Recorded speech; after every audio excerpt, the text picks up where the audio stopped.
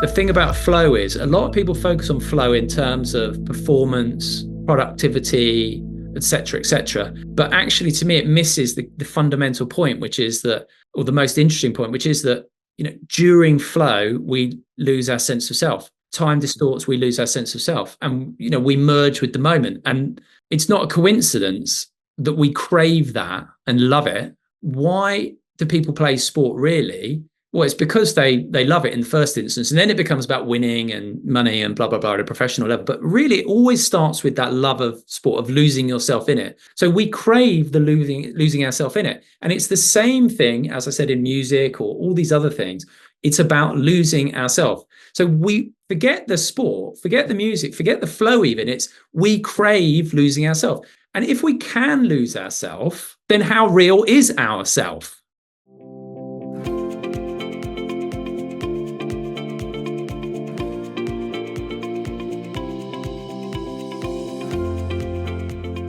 Okay, Simon, welcome to the show. Thank you, Noel. A pleasure to be here.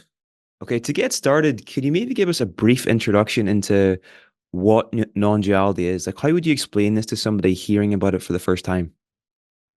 Good question. So I would say that, oh gosh, sorry, there's lightning there. I would say that it seems as if we live in a reality that is made up of all these distinct parts. And this is particularly true through seeing. So obviously we experience the world through five senses: seeing, hearing, tasting, touching, feeling. And with seeing, which is the most dominant one, it seems to be really obvious that there are lots of separate things. Like I can see a house, a fence, rain, trees. But actually, what I would say non-duality is about recognizing that the appearances are deceptive, and actually there's only one thing. And within this thing, it's sort of appears to be taking different forms. And we buy into that and think that, okay, I'm over here separate from you. Whereas actually, no, it's all one thing doing its own thing, which shows up as you, me, and the world. For sure, for sure. I think a really good illustration of that is the dream concept that Rupert Spira talks about. Do you want to maybe give us a brief synopsis of that as well? Yeah, I completely agree. I think this is the easiest way, best way to understand it. So when we have a dream at night, we always experience a dream from within the dream. So I had a very weird dream last night. I was being told off by the head teacher from Back to the Future. You remember that guy? Very weird. Anyway, so to take that as an example, so I was having a dream, and I was within the dream as me, or a version of me, or Michael J. Fox even. And so I was the subject. Then I had this guy telling me off. So he was the other person, the object, an object. And then this telling off was taking place, let's say, within a school hallway, which was the world. So it seems in the dream as if there's me, another person, you or them, and then the world, which is how we experience reality right now, right? I'm the subject, you're an object to me, and vice versa. And then, this recording studio and both of our rooms are the world. But then you wake up from the dream and you realize, oh no, I wasn't the subject in the dream. I wasn't the object in the dream. I wasn't the world or the school hall in the dream. It was all an appearance within my mind. But you can only ever experience a dream from within the dream. You never experience the dream in its entirety. And so that's very revealing. All you have to then do is scale that up, basically to kind of infinity, or whatever that means to you. Just scale it up. And why would that not be how we're experiencing reality right now? There's no evidence that the awareness that is looking out of my eyes is any different than the awareness that is looking out of your eyes.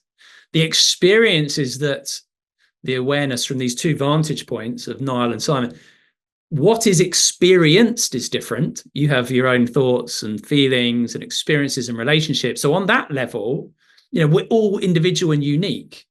But what does the experiencing, which is simply is and is aware, like there's no evidence that it's separate at all, or different in me than it is in you. In fact, the more you look at it, the more obvious it is that it's the same thing. And so that to me is a fantastic metaphor, or the dream metaphor or analogy. I always get those mixed up. And just realizing there's no reason to think that is not a fantastic model for the waking state too. That's very well explained, and I think you've done a good job of describing what can be quite a difficult thing to understand for a lot of people. So next thing I wanted to ask you about, Simon, is how has your internal experience of life changed since the penny dropped with this understanding for you? Like, what's the before and after like for you here? Maybe it's easier to start with the after because I'm a bit more here now. So I would say that my experience now is I am more loving and kind externally. Not, I would say, necessarily through effort, but at least in part as a direct result of this understanding, as I put it, of that at the deepest level, you and I are connected. So therefore, that old saying, love your neighbor like yourself, is not something you do because it's the right thing to do. It's a moral choice. It's a result, a direct result, an inevitable result of this recognition that, well, at the deepest level, my neighbor is myself. So of course I'm going to treat them in a more loving way. So I think externally I express that more. Internally, or let's say in terms of my personal experience, I have definitely noticed a sort of much more consistent sort of background contentment and sort of happiness or joy, but subtle. It's not like this. I still wake up and I'm like, oh God, I don't want to get out of bed or whatever, particularly with a 16-month-old waking me up in the night. So nothing like that, but just this background sense that of peace and quiet happiness that is much more present than it used to be, and a sense of awe, I would say, as well. So like the simple things, it used to always be the big things that seem to hold the most promise, particularly, for example, parties or whatever else. Whereas now, and I'm sure this is partly age as well, but just really simple things of nature, feet on grass. I mean, just the most mundane activity, washing up, anything like that, can be like quite magical. And also, I would say, I'm very aware of what I would say the two planes of existence. So there's that kind of Simon me, traveling through time with my quirks and foibles, strengths and weaknesses, bit childish at times, and tennis nerd, blah blah blah. So there's all that side of things. But now as well, there's this other dimension that's really obvious to me that I was oblivious to, which is that there's always this background aware presence that isn't actually background, but that's how it can seem, that is just always there and never changes and is always accessible. So it gives this sort of, it's almost like a safety net to life. And so just to go back to, okay, what was it like before? Well, I think I'm always suspicious of people who come to this stuff and say it's not down to suffering. I think maybe that's being harsh, but certainly suffering was the driver for me. And in my view, like, why would you come to this kind of thing, really, if there wasn't some suffering going on?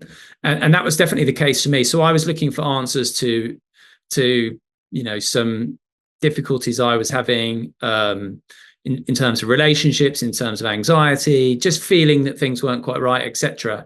So I just wanted to feel better, and went off on this big quest that eventually led me somewhere that I never could have anticipated. And then back in the day, when I was really suffering, I wanted to get rid of a lot of psychological aspects. So, for example, fear or shame is another one. I had, or insecurity. I remember one person saying to me once, "You're insecure," and it really stung, and I got really defensive because obviously it was true, right? Whereas now, if that feeling of shame comes up, of I am bad, because there's this background safety net, let's say, or aware presence, then I know that it's just a conditioned story and feeling. Therefore, it's safe to feel it. And so allow these things to come up. In fact, rather than being like, I don't want to feel it, it's like, okay, no, this is good. I want to feel this stuff because, all this stuff just needs feeling and integrating and that kind of thing. And so that's why I talk about human and the being. We've got the consciousness, aware presence part, but we still have got the human part with our conditioning and patterns and dysfunctional patterns in many cases. And so I find that being aware of being aware of consciousness, and gives me more strength. It's given me a lot more freedom to turn towards these parts of the human side of me that I really wanted to kind of get rid of before, and just embrace them in a far more sort of accepting and compassionate way. Yeah. No, that makes a lot of sense. I want to kind of go back to what you said there about, I think the quote used was something like, whenever you have this understanding, it's a lot easier to love your neighbor as yourself. And the first part of that comes from something from the Bible. It's like something like, they asked Jesus, what are the two most important commandments? And he said the first one is to love the Lord God with all your heart, mind, body, soul, and spirit. And the second one is like love your neighbor as yourself. And I think this makes sense in the context of what we're speaking about here, because if we're talking there, if he's talking about the Lord God as if it's awareness itself, and you make that the priority in your life, and then the second thing is to love your neighbor as yourself. It's like, if awareness is your priority and everything else is secondary to that, then life is going to flow really well for you. So it makes a lot of sense what he's talking about there. Does that make sense? Yeah, I do. I agree. It's kind of like the inner and the outer, right? So it's that inward journey of recognizing that there's this background being that is not actually the background. It's the foreground too, but you recognize it inwardly, let's say, first, and then expressing that in how you are. So, for example, in the way you treat others, is that that's walking the talk, I would say. And it's, in my view, that's the most important part of it. Like, what's the point in getting this or seeing this or recognizing this if you're not going to express it, and if you're going to still be cantankerous and unkind, right? Of course, that we are still human, and so to expect perfect behavior is obviously clearly unrealistic from anyone. But for me, you got to walk the talk to the best of your ability. But like I said earlier as well, it seems to be as well a pretty inevitable thing that happens on its own without much effort. It's weird. It's like the recognition itself causes that change in perhaps behavior. So it's not like it's something you have to really try hard to do, although there is still obviously effort and stuff like that. It's still temptation, blah blah blah. It's sort of like a byproduct of this understanding. These things That was the word emerge. I was looking for. Yeah. How far away do you think this understanding is from being mainstream for like the average person taking this on as their model of the world, do you think? It's funny because I posted a video on my YouTube and I had loads of comments, and one of them, it was addressing this pretty much this exact question, like how it's an inevitability that this will cross that barrier from niche to becoming more mainstream. And someone in the comments put, "Oh, Donald Hoffman Professor Hoffman has been talking about this for 20 years and it's still niche. So it's all very well saying that. But my sense is that it seems to be ripening and coming to the surface a lot more. Maybe that's from my own experience of just like attracts like. So inevitably I come across a lot more people. But whenever I have conversations, it does with people, and let's say I'll stray into this, although I try and avoid doing it with quite the same vigor that I used to, because it's like some people just aren't ready to talk about it. But when I do, people do seem to be really open to it. So I can't answer your question definitively at all, but I am optimistic that that it will cross that tipping point. And to me, it does feel inevitable, because to me, it's so blindingly obvious that eventually we have to sort of come to this. As Donald Hoffman says, it just requires, in particular, physicists to die. Old physicists die, and the younger ones, for example, people who've grown up with VR, virtual reality, like they'll be able to sort of get it much quicker. And so, yeah, who knows, right? But I'm hopeful, and in my experience, it seems to be moving pretty quick. Yeah, one of the things that jumped out at me from the conversation that you had with Donald Hoffman was you were saying that, at one point we all thought the Earth was flat. And then whenever people came out and said the Earth was round, people were like, that's ridiculous and all the rest, but then that is now the accepted view of reality. But it's going to take the old guard to die for that to be, widely accepted. But yeah.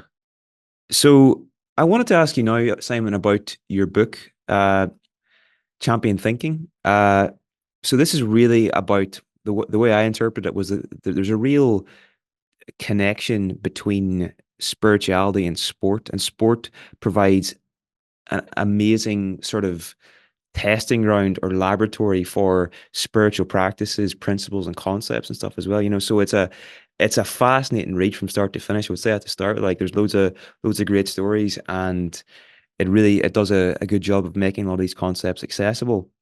What would you say are the main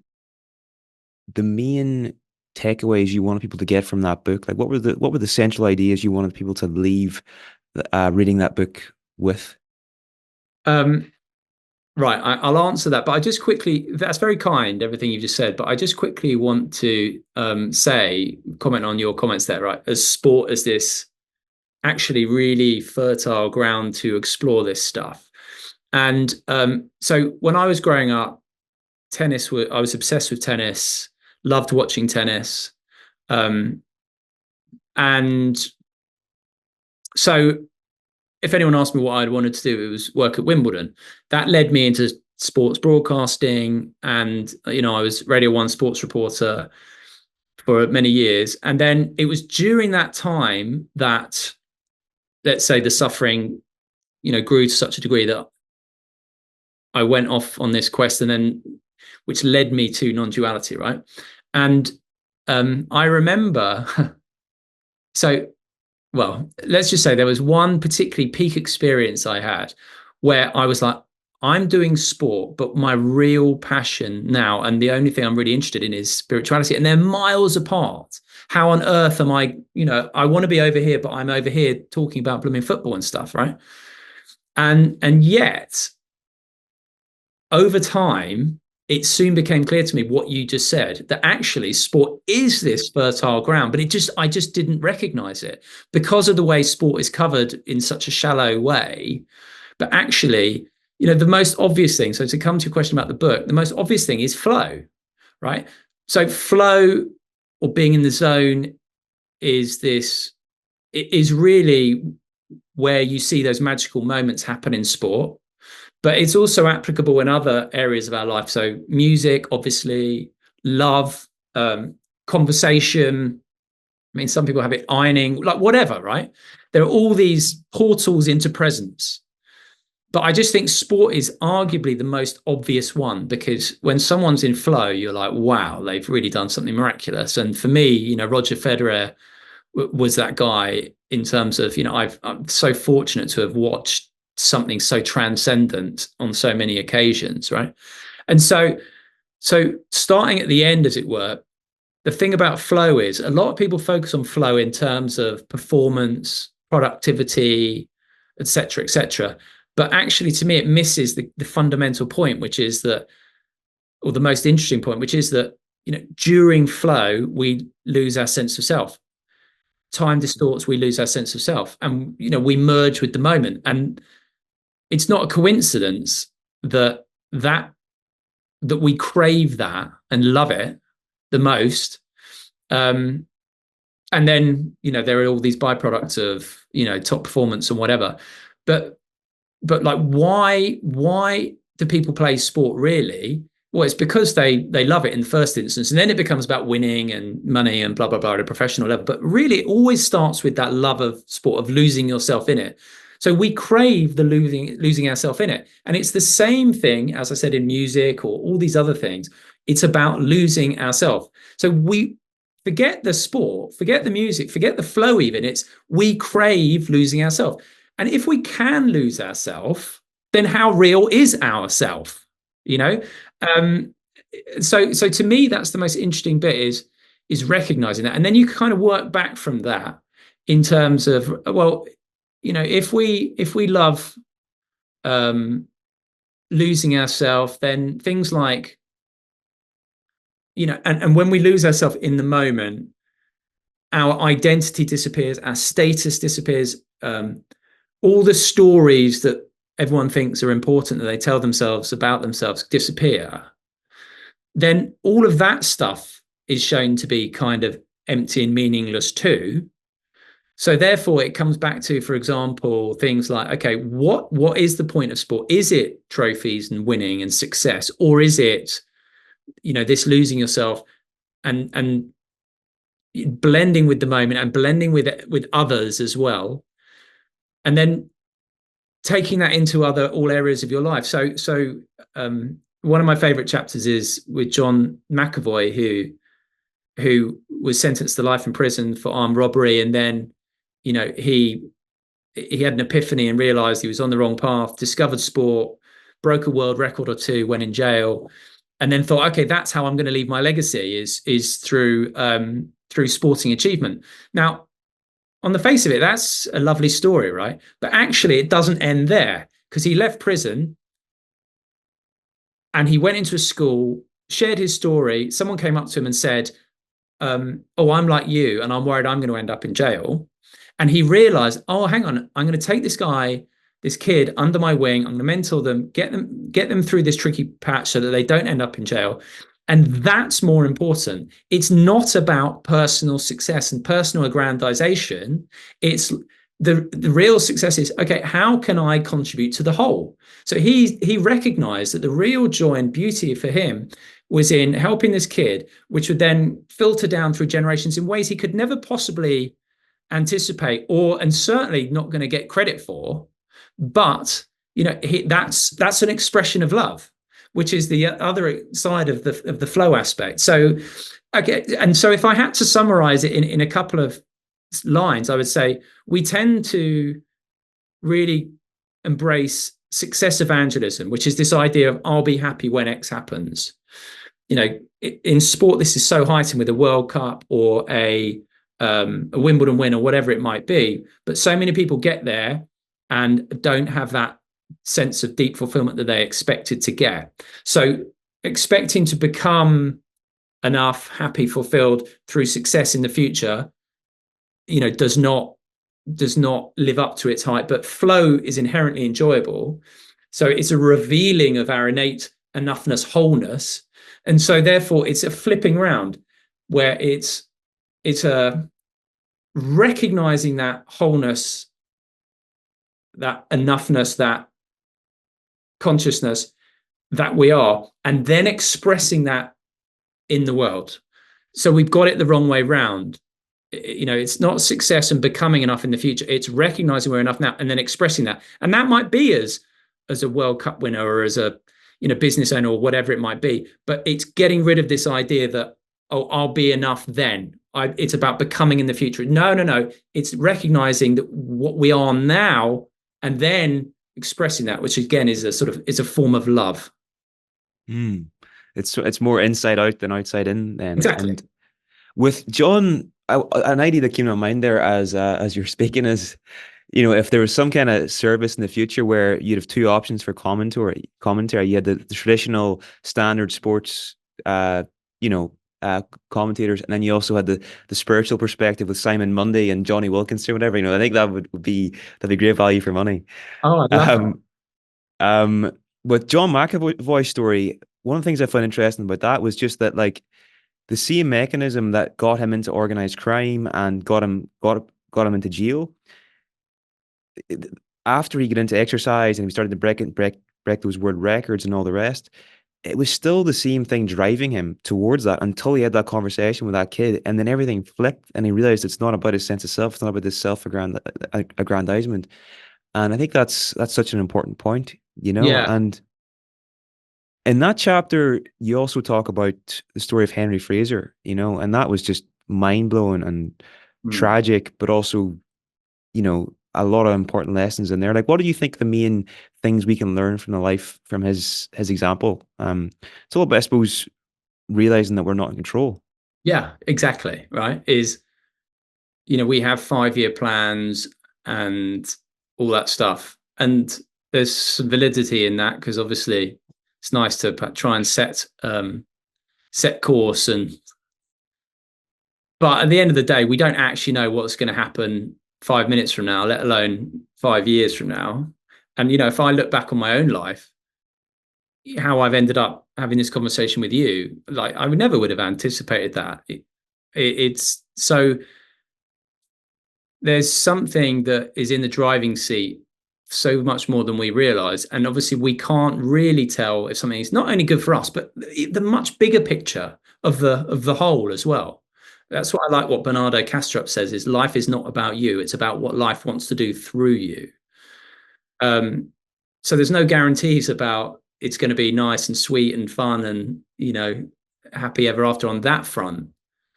But as he says, it's pregnant with meaning, because it's life living through you, and life is in the driving seat. So with Henry Fraser, to go from being this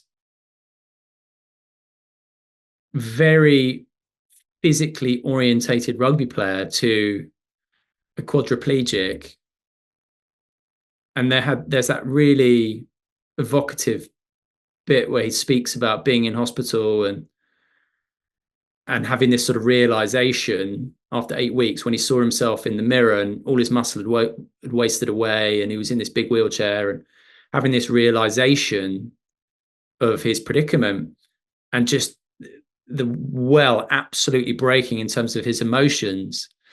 And his mum was by his bed, and he couldn't even give his mum a hug. Just hellish. And he just went to the absolute well with his emotions, and then bang, it was almost like, okay, I've felt everything I need to feel. And so there was this, it's not like he chose to accept it, it's just that the acceptance happened. And then from that point, life started unraveling in this, really quite miraculous way. In terms of he got into his mouth painting, which is just amazing. He's just had a West End show about him, and all these things that actually he never would have experienced or even been open to experiencing prior to his accident. So not only are we not in control, but we can't know whether what happens at any given moment is good or bad. So really the only choice we have is to go with the flow, right? And there's a lovely quote from Phil Jackson from the Chicago Bulls, and he said something like, life's all about being present, not just for the good moments, but for the difficult moments too, right? And that's it, is that life is a series of ups and downs and highs and lows and challenges, and that never ends. And so all you can do is kind of ride it, right? And recognize there's something else in the driving seat, which takes a hell of a lot of the pressure off. If you kind of hand it over and just like, okay, look, life's got way more control than me. I'm going to stop battling it. the more you can just surrender, surrender, surrender, surrender, you know, the more in line you actually get with how things actually are, rather than, you know, being this kid in the back seat of a car with your plastic steering wheel pretending you're driving the car. For sure. I think Alan Watts talks about, like, if you're sitting in an airplane and the plane's going along a drive lane, you're getting a bit worried that it's not going to take off, and you start, it's like trying to like lift the plane up by pulling your seatbelt up. You know, it's just like it's not going to make any difference. Exactly. In the book, you talk a little bit about your struggles with insomnia, Yeah, and you had a conversation with a guy called Dr. Guy Meadows, and one of the things he said to you that really had an impact was about the distinction between the aware mind and the thinking mind. Can you tell yeah, us about why this was so impactful for you and the significance of this statement? absolutely. Yeah, this I often say this is the most important sentence anyone's ever said to me ever. So I didn't sleep the night before one of my finals exams at university, and it really was like, what's going on? And so that seed of doubt was sown in my mind, and then it just snowballed. And I have a sensitive nervous system, and I'm prone to, for example, anxiety, that kind of thing. And it really manifested in terms of insomnia. And so I was just battling insomnia. So the way I describe it is, I would have thoughts like, I'm not going to sleep tonight. And then I'd have, my body would be in a state of high arousal. And I would be, the only two ways I understood at the time or thought to deal with the thoughts and the subsequent feelings was to try and think my way out of the thinking, or try and avoid, control, or suppress it. And neither worked. And it was just getting ramped up and ramped up and ramped up. And I tried all sorts of things. And I went to see Guy, and he just said something like, look, we're all familiar with the thinking mind. It's the part of us that judges, labels, compares, blah, blah, blah, thoughts and images, memories. And then there's this other part that is aware of it. I can't exactly remember how he said it, but it just slapped me around the face. It was like, oh, yeah, like, of course. How have I missed that? It just was this huge moment. I only had one session with him, and it was literally just like this huge epiphany. It was just so obvious. It was like being told Santa Claus didn't exist or something like that. You know, it was just so sort of, how did I ever miss this? Right. And then, so embraced that, and it helped me with insomnia initially. And then it helped me increasingly with in other arenas as well, like in my broadcasting career. Before, I might get anxious before a big broadcast. I learned how to welcome and deal with those feelings, and then it just had this momentum, and it fed into then the non-duality. Because if you have thinking mind and thoughts, and an observing mind or an aware mind that is aware of the thoughts, like, what is that? You know, and it's always there, but it's always there, it's always present. Like, what is it? And that then inevitably, if you start looking in that way, it has to go further than just being aware of your thoughts, because it applies to every aspect of our experience. What we hear, see, touch, everything. There's this awareness that infuses the entirety of our experience. And then there's this lovely saying that one of my interviewees said, it goes from being invisible to subtle to obvious. And that transition is really beautiful. And then I think for me now, like, just as I sort of said, like, just, I'll catch myself just, yeah, of course, noticing it, you know, throughout the day. And it becomes just this so much more present in your experience. Although it's always present for all of us all the time, it becomes much more obviously present. And then, like I said, there's that, it's like a safety net, or a comfort blanket. For sure. And you're at a stage now where this is the norm. This is, this is almost, I wouldn't, maybe not default, but it's you have a familiarity with this kind of sensation.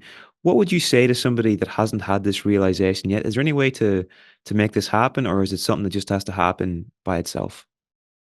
Well, there's kind of two answers to that question. Is ultimately, yes, it has to happen by itself, but then really everything has to happen by itself. And I think that's kind of the the ultimate recognition. I wouldn't say that I'm there and don't stress about things, or don't try and make things happen and think, oh, what if this and what if that? Like, absolutely, I still do that. And so for me, it's about straddling the middle, like playing the kind of human game whilst also, at least for where I am now, recognizing this whole deeper dimension. But yeah, in terms of someone who's not familiar with it, I think a really good place to start is with the diffusion technique from acceptance and commitment therapy. So first of all is, well, actually, maybe even before that, it's just sit and don't like actively think about anything, but just watch your thoughts. And I did a load of talks recently in the US, and I got them to do this. And I remember I asked this girl, I was like, okay, so what did you think? And she said, oh, I was thinking about what I was going to have to eat. She was hungry. and so I was like, okay, cool. So how do you know you had that thought?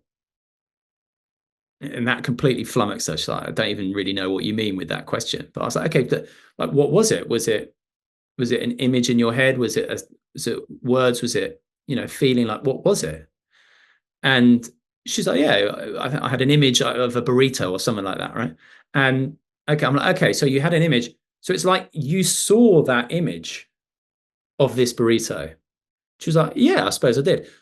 Well, that means that the thought comes and goes, but there's something that's seeing it, and you just notice that. And it's tricky, and it's something that I think does take a bit of practice, because we're so used to looking for things, and so like a bottle or pen or a feeling of hunger or whatever it may be, things that have a certain quality to them, but you can't look and find this in the same way, because it's what's doing the looking. So it's like an eye looking for an eye. Like, you're never going to find it because the eye is doing the looking. You know what I mean? It's like chasing your own tail. So, but you can sense this, and yeah, that's the best words. You can sense this and recognize it, but it's a different type of recognition than anything we're kind of used to. It's being aware of being aware, and noticing that it's always there. That I actually, another thing I think I'd say is just like mindfulness meditation, and just following your breath or something like that, and noticing that you get pulled off into thoughts. And every time you do that and you notice you've been pulled off into thinking about what you're going to eat or anything like that, and then let's say you come back to your breath, okay, well, what was it that noticed that you were lost in thought and then came back to the breath? Like, what is that? And just become interested in that. And the more interested you become in this awareness, the more it becomes obvious, but not as a thing.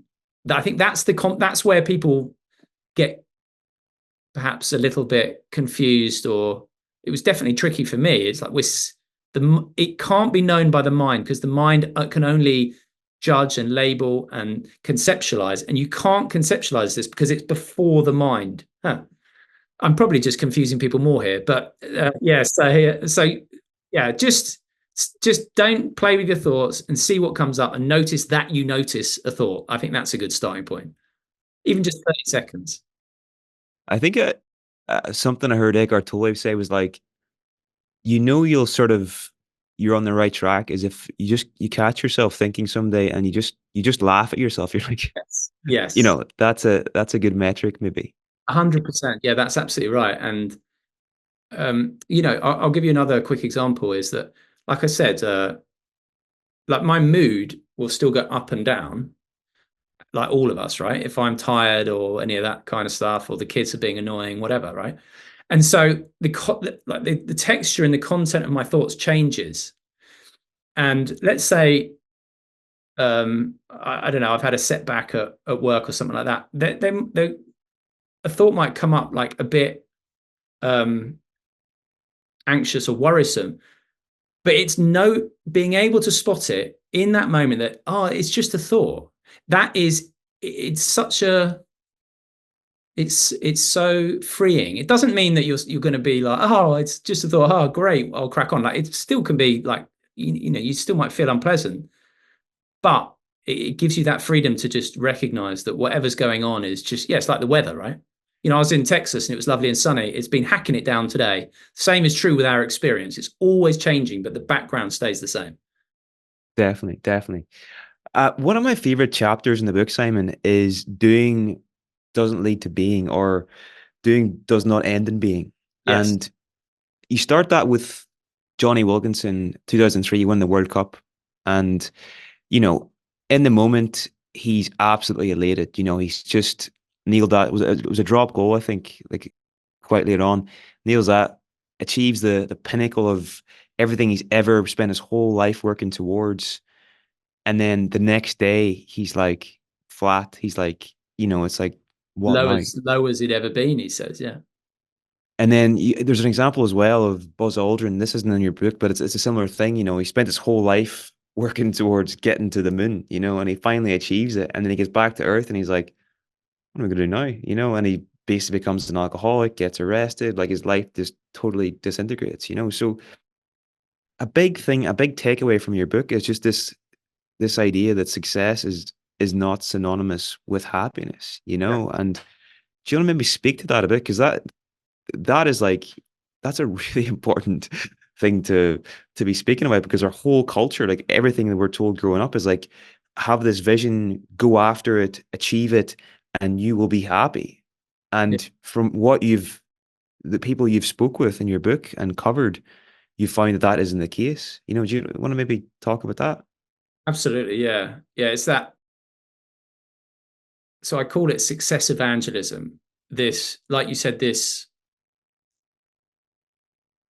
putting success on this pedestal and thinking kind of it's the be all and end all, that when we finally reach our loftiest goals, then everything will fall into place and we'll be all right.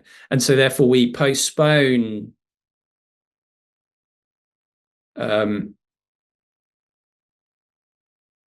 being present to this moment in the belief that there's a more important moment in future that will be more satisfying. And then obviously there, like you said, there are so many examples of people who have achieved their lifetime's ambitions and left with this sense of, is that it? Or even worse, right? Like, as you said, with Buzz Aldrin, like, so it's really hard to not fall for that idea of, if this happens, then my life's going to be enhanced in this way. And I think if you have this sense of rushing at any point of, oh, I've got this big thing coming up that's more important than this now, then you're in that trap. So anytime it's about becoming rather than being. So being is obviously now, presence. Becoming is by definition in future. Chasing success is in future. And so, as they say, you know, a lot of people spend their whole lives living for the future and as a result die having never lived at all. Which comes back to that Phil Jackson quote of being present for each moment, because each moment is, we only ever experience now. The future is only an idea that we have now. Past is a memory we have now. And so how could a future now be more important than this now? And if you take care of this now, the paradox seems to be anyway that you're more likely to achieve the success and it'll be rewarding, but you're going to enjoy the kind of process along the way more as well. And like I said, for me,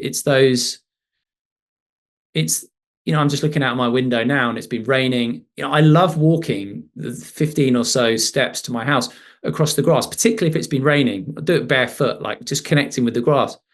You know, that's such a nothingy type thing, but I really love doing that, you know, as opposed to thinking that, oh, when I go and, I don't know, do some big interview or whatever, like Yeah, I think just coming back to every moment being as precious as any other moment, and not falling for this illusion that, everything's going to line up and be okay, or we're going to be more fully enough in the future if we achieve X, Y, and Z. It just doesn't work like that.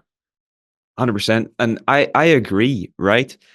But see, if I was, I don't know, whenever I was a kid, like my dream was to play Gaelic football. I'm from Ireland, to play Gaelic football for my county Derry, right? And I got to like I nearly got there when I was like under 18s. But if you'd have told me this when I was younger, I probably wouldn't have believed you. I was like, nah, like that will make me happy.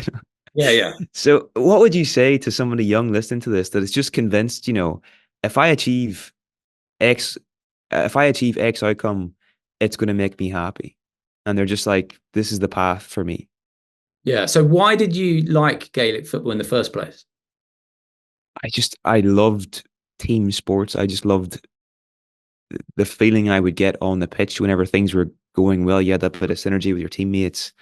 I would just find flow in playing, whenever it Right. was So going well. you used the word love twice, right there. So you loved it, in short, like you just loved it, right? There are different aspects. Okay, the team, the flow, whatever it might be. So you loved it. So at that point, and I think this is tends to very much almost exclusively be the case, is that we all find a sport, for example, or some other passion because we love it in the first instance. So to start with, it is its own reward. And then we get better because we just love doing it. I remember the first forehand I hit where I really connected. And I was like, oh my God, I can't wait to get out and play again. Right. And so it is its own reward. So I think if you can find something that you love doing for its own sake, and you're fortunate enough to be good at it, and to follow it to an X level, then great, go for it. But do it because you love it in the first instance and maintain that throughout, not thinking, oh, hang on, turn this into a means to an end, because then the love often goes. And you see that with a lot of, for example, footballers, it becomes a job and they lose their passion for it, just becomes about the money and blah, blah, blah.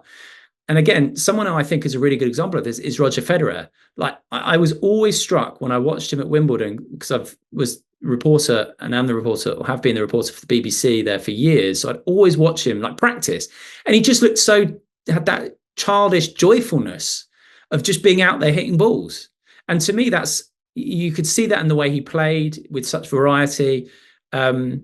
And in his longevity, the way he connected with the crowds, like to me, he was always in touch with his love of the sport. And so it's not like don't strive to achieve great things. No, no, no. But do it as an expression of your love for whatever it is, not in search of becoming enough in the future or of becoming happiness, right?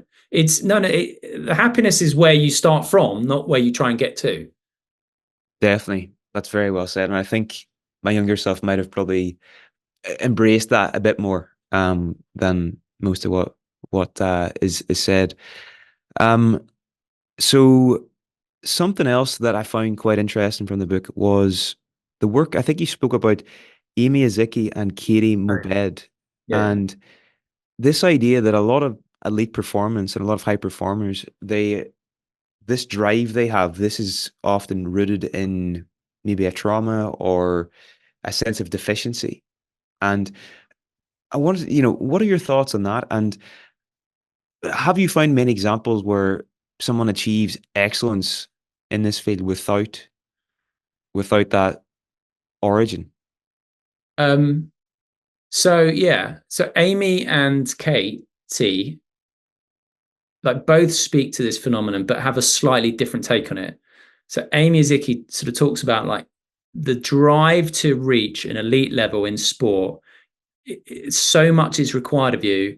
It has to be come from a slight place of dysfunction. Otherwise, you just aren't going to have quite the level of drive.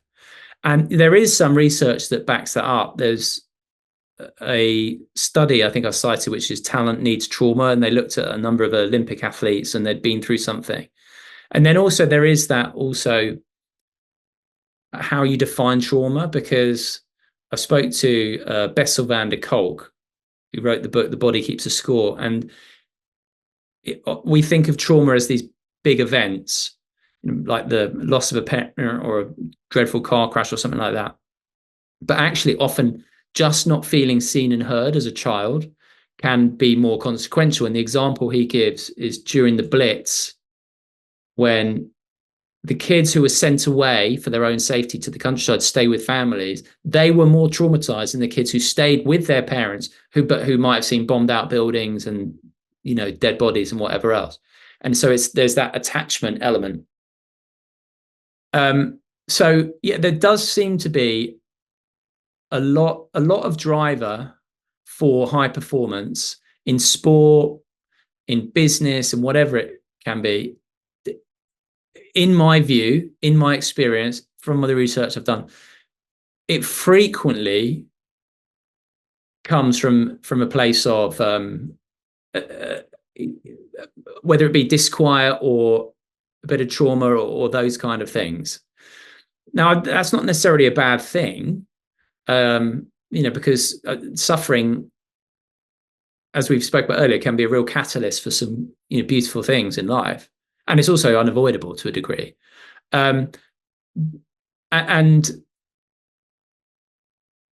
I do think there are some people who it's just sheer love. I mentioned Roger Federer. I do, maybe I'm kidding myself, but I got that sense from him, and some others as well, although not loads spring to mind straight off the bat. But the thing I would just say is it's this propensity we have to put high performers on this pedestal of this is what we should aspire to be. And of course, it's lovely to revel and enjoy like majestic performances or whatever else. But I think we do also need to acknowledge the drive, the fact that often there is something driving it, because then I think we wouldn't necessarily be like, okay, this is something to aspire to. And we wouldn't leave people who lead a normal life feeling like, oh, I'm not enough. And Alain de Botton puts this really well. I didn't write about this in the book, but he talks about snobbery. In the 18th century, it was aristocracy and royal family, but now it's status. We look down and it's like, oh, what, that first dinner party question, what job do you do? Oh, and then immediately judge and, oh no, they're not, their status isn't high enough for me. And so we become snobs in that sense. And an average life has become not enough, even though it's like so far beyond the realms of, what 99.9% of humanity could ever have possibly conceived of. And so, yeah, I do think, recognizing that a normal life is fine, then that actually high achievers, taking them off the pedestal and recognizing that, often there is this dysfunction would be a far healthier way to look at it. We could still enjoy their performances, but have a little bit of empathy. And I'll just finish with an Alain de Botton quote, because obviously sport is a metaphor for life. But he said something like, if you see someone driving down the street in a red Ferrari, don't envy them, pity them, or feel sorry for them that they didn't receive enough love in childhood. And I think that sums it up quite nicely. For sure. And then another thing that jumps to mind for me here is you tell a story of Will Carling in the book too, the England rugby captain. And the thing that most shocked me about that is one of his kids went to school when he was like 9, and they were like, "Well, did your dad play for the England rugby team?" And like he didn't tell his kids. Like it was totally irrelevant. He was. What do you think? What do you think we can learn about fame from that man? Yeah, I love that. And so, as I mentioned, I was the Radio 1 sports reporter for many years. And so I've seen a lot of ex-pros in media centers across various high-profile sports swaggering around like peacocks. And, it's a bit tragic. It's this kind of, I was a big deal once, and therefore I'm still a big deal now, and I deserve to be treated as such. And again, it's not to be judgmental about that, because as Rupert Spira pointed out when we were talking about this years ago in one of my podcasts with him, it takes a certain wisdom to not believe the hype when you've had smoke blown up your backside for so long, as so many of these people have, right? Um, but it, having seen it, it is a bit tragic when people are like, I'm a somebody special on account of something I used to do. It's like there's some fear in that of letting the past go, and I was sort of aware of that. And so with Will, I just think, like, he was obviously England captain, but he also had this torrid time where the media turned on him at the end of his career, which again he wouldn't have chosen, but actually ended up probably, well, being quite a blessing in terms of the way he carried himself. Um, and so yeah, I just love that, he speaks about that was then, this is now. What's the point in like looking backwards all the time? And also, what's the point in identifying yourself and thinking of yourself, oh, I'm a bit special, on account of a talent that you were gifted with? Fundamentally, you didn't choose it. You didn't choose your physical prowess or your mental aptitude, or your mindset, as people would say. So like, why would you be arrogant about something like that? And believe this, I'm a bit special? Because I think this I'm a bit special is a trap, because it's the other side of the coin to I'm not special. If someone feels like I'm unlovable, I'm unworthy, well, the other side of that is I'm extra special, I'm extra worthy, as opposed to, I think, this recognition of, no, like, fundamentally we're all the same. So confident humility. And that's, I think, what I admire most, the people who've achieved big things but yet remain totally grounded and normal. It's quite rare, like, but they are normal, right? And in flow we recognize that, right? You might have ideas about someone, but let's say you're both in flow. When you're both in flow, this idea of status or what's happened in the past, all that is irrelevant. And on that level, the being level of the human being, there is no better than or worse than. So yeah, believing you're special is it's a pretty a sad trap to fall into, I think. For sure, for sure. Okay. Well, Simon, just a couple more questions to wrap up. I'm sure you've thought a lot about this, so I wanted to, just bring up towards the end of the conversation. What do you think, given everything that we've covered about non-duality, all of your experiences in sport and all the rest, like, what do you think the purpose of human existence is? Like, why, what are we doing here? What's the point of all this? What do you think this is all about? Okay, two answers. One, God knows. But the second best thing, I guess, would be, I think, to express or embody this recognition of interconnectedness and shared being as best we can. And so that's love, right?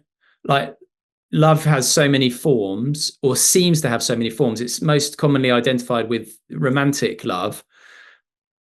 Oh, I've fallen in love with this person, but obviously that's conditional. I like the idea of parental love, or the ideal parental love, which is completely unconditional. And so that kind of embodying that unconditional acceptance of self, other, world, as opposed to being fearful, which is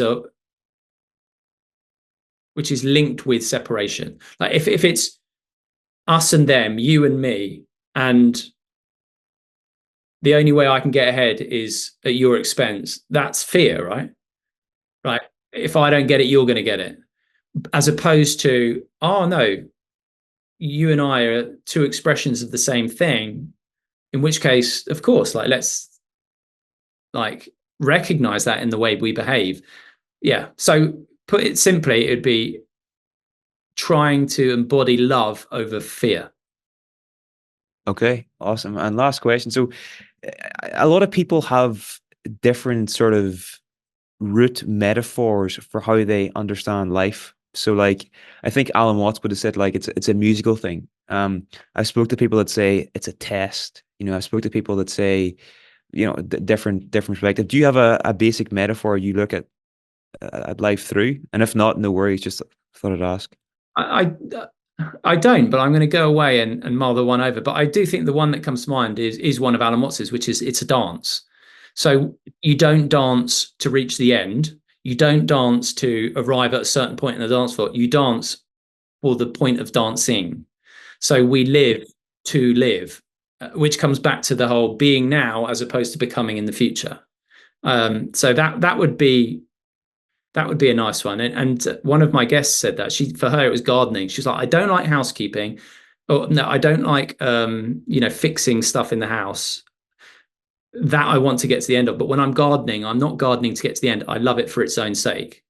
That's like, if you can have that, more of that than not in life, of, just embracing as much of it, if not all of it, as you can, then that's job's a good one. For sure. I just one final comment. I run a lot, and I used to love just going for a run. Sunday, get out in the nature, get out for like a long run. I used to like really clear my head, and I really enjoy that. And then about a year ago, I got Strava, right? And then I was always tracking my times. I was always trying to get personal bests and all the rest. And it just sucked the fun out of it because it's always like a competition there. I've just lost the ability just to go for a run and not worry about what speed I'm doing. So there's something to be said for like just doing things for their own sake. 100%. It's funny, like, so I mentioned tennis has been my sport. So I haven't played a huge amount the last few years due to injuries, babies, so on and so forth. And also, I was struggling over a number of years to find a racket that I really liked. Anyway, long story short, I played for the first time in over a year a few weeks ago. And this guy had a racket that I'd been interested in his bag that he didn't like. And I had a hit with it. And I was like, oh, I love this racket. And he's like, I don't want it. So I bought it off him. Then I bought another one. And I'm back to being a teenager, right? Because I carry it around the house. I've regripped it, restrung it. I can't wait to get back out, even though I'm a bit injured at the moment.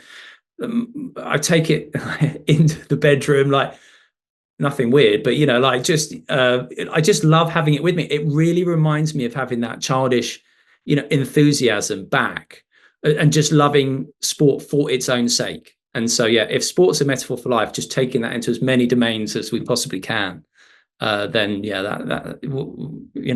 that's surely what it's got to be all about. Brilliant. Well, that's a great note to end on. I would highly recommend getting a copy of Simon's book, Champion Thinking.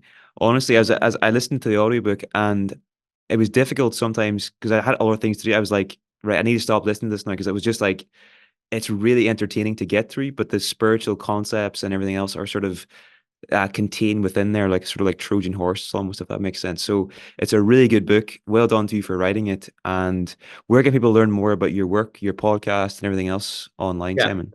So my podcast is called A New Way of Being. It used to be called a Don't Tell Me the Score, and even life lessons as well. But I changed it to A New Way of Being because my YouTube is also called A New Way of Being, although I think it's Simon Mundie. And then my website is simonmundie.com, Mundie. So Simon Mundie, Mundie.com. That's, I think, the main bits. And across social media, of course, all that stuff. Fantastic. All right. Thank you, Simon. Pleasure. Thank you.